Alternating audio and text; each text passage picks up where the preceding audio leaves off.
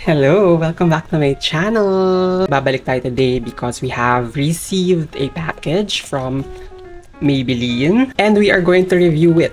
Yes, samahan niyo ako. So, let's go ahead and see what's inside. So, we have a letter. Sabi nila, we're so excited to see your looks. Oh, diba? And they sent me their foundation and this is Lumi Matte Foundation and double fixer setting spray. Actually, I have this foundation on my kit. Ito siya. Ginagamit ko to sa client and nagamit ko na siya isang beses.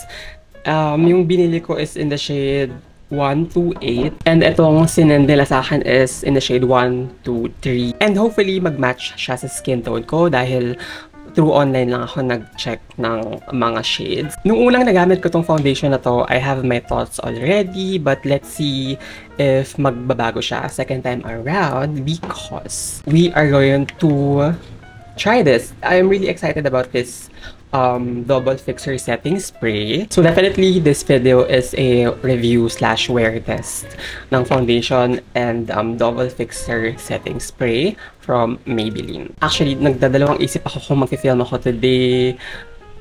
Although, ang tagal kong nawala, iniisip ko na, girl, yung face natin, hindi siya okay. Pero since this is a foundation review, diba, why not? And let's see kung paano talaga magpe-perform itong foundation sa textured and merong mga pigments sa face. So before tayo mag-start mag-apply ng makeup, ang claims ng foundation na to ay 30-hour wear daw siya. Meron siyang SPF 16, meron siyang soft matte finish, weightless, buildable, full coverage, waterproof, transfer proof, and sweat proof. Also, this is a glass and meron siyang pump. And yung kanilang setting spray naman, ang claims are 12-hour weightless and smudge-free look. Meron siyang trio film former technology, locks in your makeup to resist both sweat and humidity. Okay, kailangan ko to dahil masyado akong pawisin. And this is infused with squalene and vitamin E for, hydrated skin. So I already prepped my skin with serums and moisturizer, and then I'm going to apply this primer from Showell and Poreless Professional Light Primer from Benefit Cosmetics.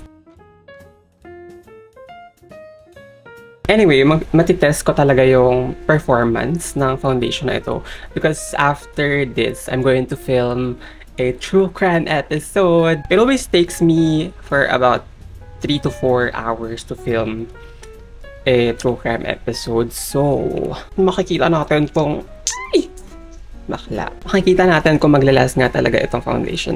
So now let's go ahead and apply the foundation. I'm going to use three pumps and I'm going to use a brush to apply it. This is from Jelly Huenyo X Vice Cosmetics na collaboration. I have a review on this on my channel, so check it out. So as you can see, this is a consistency.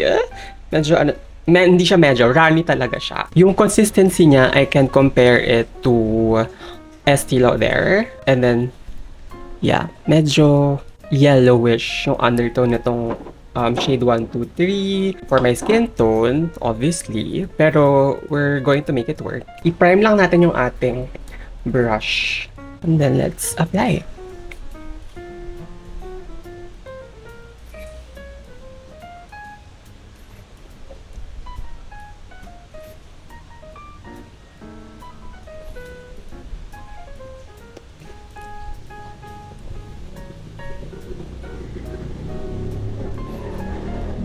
Actually, in fairness, yung shade 123 medyo, near sa skin tone ko. And right off the bat, I can say na yung coverage ng foundation na to is medium to full coverage. As you can see, first layer pa lang yan. And you can, build up yung coverage para makoveran yung redness. Here's the side of my face na merong first layer ng foundation na to.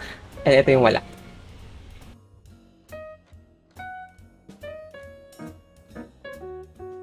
mag-apply tayo ng second layer kung mako-cover niya to. At saka to. Let's go.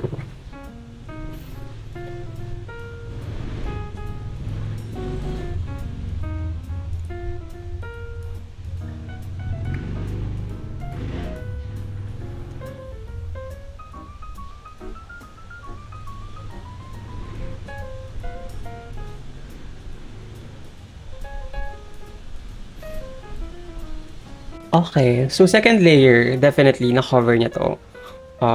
Mga acne marks ko sa face. Sa camera, ewan ko kung nanonotice nyo kung super yellow niya, pero in person, medyo noticeable. Slight lang. We can apply concealer pa naman to, brighten our face para mag-match siya ng exact sa skin tone natin. Besides, yung skin tone naman natin ay hindi lang siya isang shade. Kung manonotice nyo yung forehead nyo, medyo mas deeper or darker yung color from the rest of your face, yung perimeter, iba yung, so, yeah. Now, let's do this other side.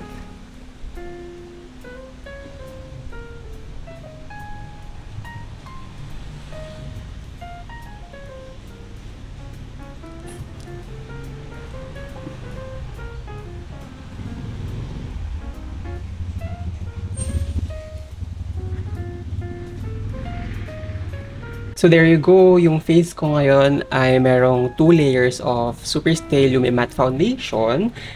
And I can say na, in fairness, nakabera niya naman yung mga redness ko sa face. And I also noticed na true to its claim, yung sinabi nilang Lumi Matte. Because as you can see, merong luminosity or glow sa ating skin. It's giving healthy, hindi siya flat na matte or parang dry. When I touch it, hindi siya ganong nagta-transfer kasi it mattifies or nagsiset siya on its own. So, let me go ahead and finish the rest of my makeup off cam and I'll be right back. And let's spray this double fixer setting spray. Hello, I'm back. So, this is the final look. Very cutesy, very mindful, and very modest. Actually, medyo natagalan. I've been wearing this makeup for like 2 hours now kasi gumawa pa ako ng isang video, nag-review pa ako ulit. But anyway, let's go ahead and set this makeup using their Superstay Double Fixer Setting Spray. So, this is what it looks like. Love it.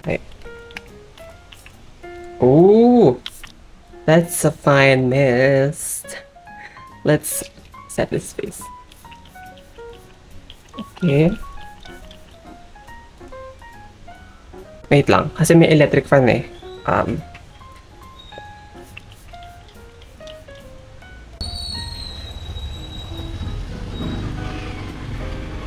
Drainage ko yung aking face.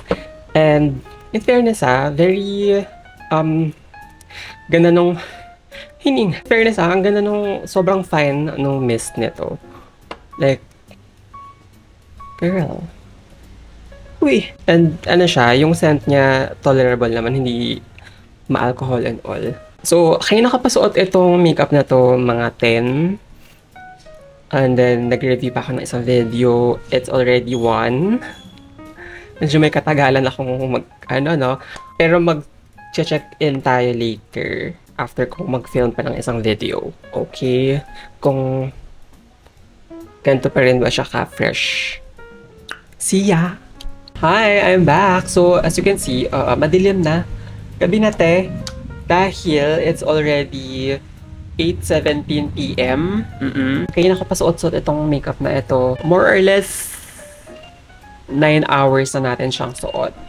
Itong makeup na ito. And as you can see, everything is intact. In fairness, ang ginawa ko lang blot is tissue. Siguro ang napansin ko lang up close, which is very inevitable, yung aking smile lines. Lagi talaga ako nagkakaroon ng problems dyan. Though hindi naman siya ganun ka big deal for me. Fairness, ang flawless pa din ng makeup na to after ilang hours.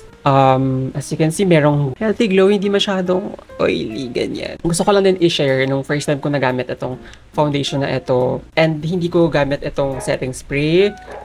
Girl, super oily ng face ko noon. Kaya, one time ko lang siyang ginamit and hindi ko na siya ulit nagamit. So, good thing na binigyan natin siya ng second chance. Of course, with this setting spray. Perfect combination silang dalawa.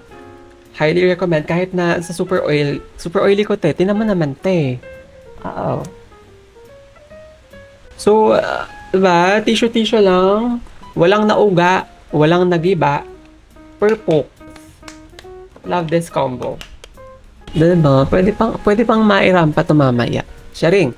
Anyway, that's it for today's video. Thank you so much for watching. Let me know if you have any questions about this product sa comment section below. So, yeah. Thank you so much for watching. Bye!